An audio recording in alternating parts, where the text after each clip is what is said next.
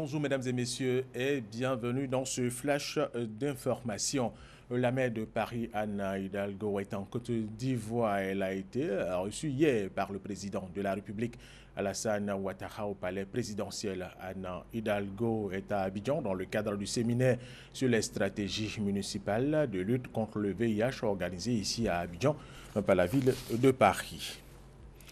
L'organisation non gouvernementale Children of Africa a reçu 15 000 paires de lunettes en Allemagne. La fondation de la première dame, Mme Dominique Ouattara, va pouvoir mener des actions dans le domaine de l'ophtalmologie et cela aisément.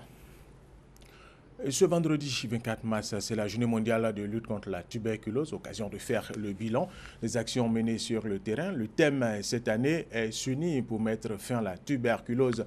La maladie est en nette régression en Côte d'Ivoire, nous dit le directeur coordonnateur adjoint du programme national de lutte contre la tuberculose. Godefroy Okambawa, Patricia Omouetia.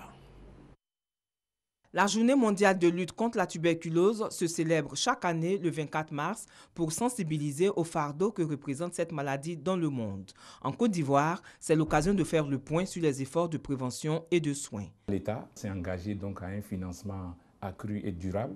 Également aussi les partenaires donc techniques et financiers qui accompagnent donc l'État dans cette lutte. Il y a la formation donc des ressources humaines.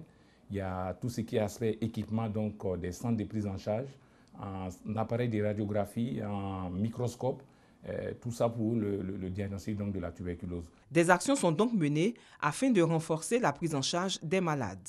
La prise en charge est totalement gratuite. Voilà, du diagnostic jusqu'au traitement. L'État en tout cas fait d'énormes efforts. Un malade suspect, on va dire, ou bien un cas présumé de tuberculose qui arrive dans un centre de prise en charge aujourd'hui, est prise en charge sans débourser en tout cas le moins de centimes. Grâce aux campagnes de sensibilisation, l'on constate un recul de la maladie en Côte d'Ivoire. En Côte d'Ivoire, on a en moyenne un peu plus de 21 000 malades sur l'ensemble du territoire par an. Autour de 16 000 à 18 000 arrivent à guérir. Malheureusement, on a encore 2 ou 3 000 décès. Il est clair que depuis quelques années, il y a une tendance baissière au niveau donc de la tuberculose. L'occasion est donnée au cours de cette journée de mobiliser les partenaires, la population et les parties prenantes à faire de la lutte contre la tuberculose en Côte d'Ivoire une priorité. Allez, cette information, la cérémonie de lancement de la 7e édition du Salon international du tourisme d'Abidjan, CITA 2017, a lieu ce vendredi 24 mars à la salle des fêtes de Sofitel, hôtel Ivoire d'Abidjan.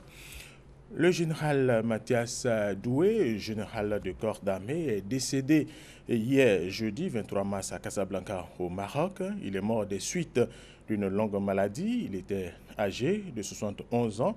Il avait été chef d'état-major des armées de 2000 à 2004. Il a été également ministre de la Jeunesse et des Sports.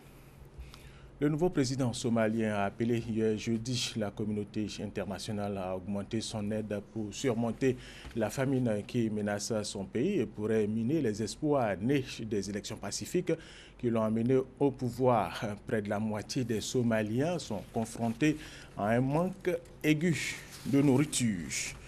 Et nous allons terminer avec cette information. Il y a un nouveau drame en Méditerranée. Environ 250 migrants africains seraient morts dans le naufrage de 2 canots gonflables qui ont été repêchés hier jeudi au large de la Libye par l'organisation non gouvernementale espagnole Proactiva Open Arms, qui a récupéré par ailleurs 5 corps flottant près des canots. Et c'est la fin de ce flash d'information. Merci de l'avoir suivi. Je vous retrouve à 13h.